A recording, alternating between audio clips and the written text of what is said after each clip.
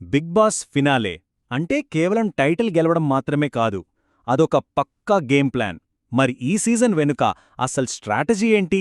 తెర వెనుక ఏం జరిగింది? చివరికి ఆ టైటిల్ ఎగరేసుకుపోయేది ఎవరు? పదండి, ఈ లెక్కలన్నింటినీ ఇప్పుడు డీకోడ్ చేద్దాం.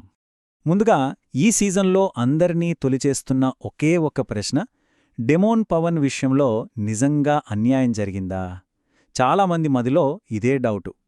ఈ అనాలిసిస్ చివరికి వచ్చేసరికే ఈ ప్రశ్నకు సమాధానం మాత్రమే కాదు, బిగ్ బాస్ అసలు ఆట ఏంటో కూడా మనకు క్లియర్గా అర్థమవుతుంది. సరే, ఇక అసలు కథలోకి వెళ్ళిపోదాం. ఈ సీజన్ రిజల్ట్ను అర్థం చేసుకోవాలంటే ముందు మనం ఈ సీజన్ను నడిపించిన అసలు డైనమిక్స్ ఏంటో చూడాలి. అప్పుడే మనకు ఫుల్ పిక్చర్ వస్తుంది. చూడండి, ఈ స్క్రీన్ మీదున్నదే ఈ సీజన్ మొత్తం కథ.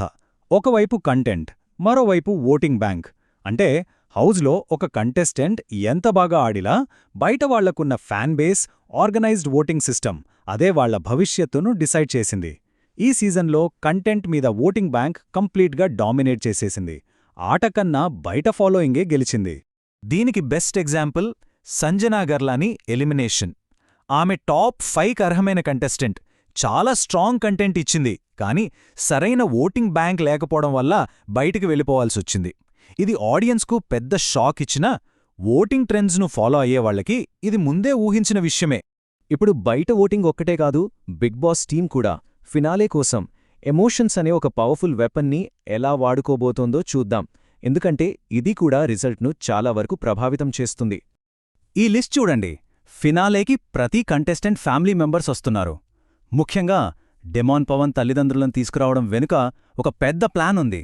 ఒక హై ఎమోషనల్ మూమెంట్ క్రియేట్ చేసి ఆడియన్స్తో కనెక్ట్ అయ్యి లాస్ట్ మినిట్ ఓట్లను తమకు అనుకూలంగా మార్చుకోవాలనేది బిగ్ బాస్ టీం ప్లాన్లా స్పష్టంగా అర్థమవుతోంది. సరే, ఇప్పుడు మనం ఈ అనాలిసిస్లోనే చాలా కీలకమైన భాగానికొచ్చాం. అదే బ్రీఫ్ కేస్ గేమ్. ఈసారి ఈ బ్రీఫ్ కేస్ ఆఫర్ వెనుక ఒక పెద్ద స్ట్రాటజీ ఉంది. అసలు సిసలైన ఆట ఇక్కడే మొదలవ్వబోతోంది. ఈ నంబర్ చూడండి, 25 లక్షల రూపాయలు. ఇదే ఈ ఫినాలేలో గేమ్ చేంజర్. ఇది కేవలం డబ్బు కాదు, ఇదొక వ్యూహం, ఒక పక్కా ఎత్తుగడ.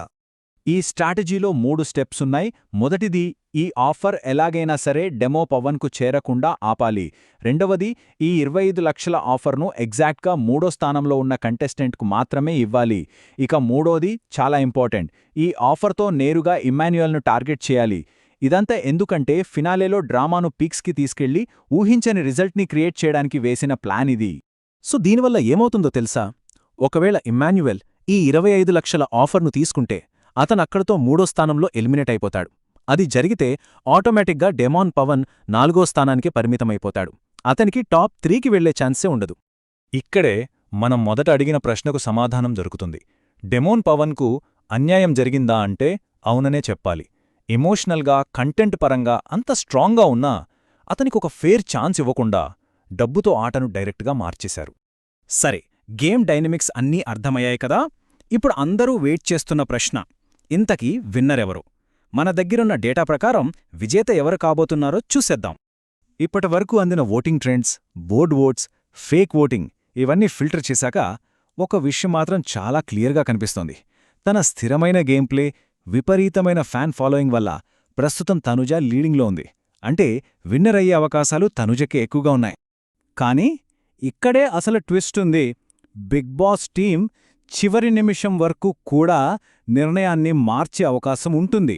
ఇది ఇండస్ట్రీలో ఒక ఓపెన్ సీక్రెట్. చెప్పాలంటే హోస్ట్ నాగార్జున గారికి కూడా గ్రాండ్ ఫినాలే రోజు సాయంత్రం 4 గంటల తర్వాతే విన్నర్ ఎవరో తెలుస్తుంది. సో ఏదైనా జరగొచ్చు. ఈ అనాలిసిస్ను ముగించే ముందు ఈ సీజన్ మనకు నేర్పిన కొన్ని కఠినమైన నిజాలను ఒక్కసారి గుర్తుచేసుకుందాం. ఎందుకంటే ఆటలో అసలు నిజం ఇదే. మొదటిది, కంటెంట్ గెలవలేదు. ఈ సీజన్ ప్రూవ్ చేసిన అతిపెద్ద సత్యమిది.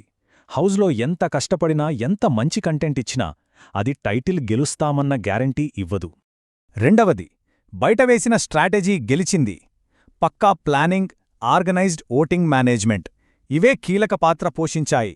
ఇక మూడోది, అన్నిటికన్నా ముఖ్యమైనది, డబ్బు గెలిచింది.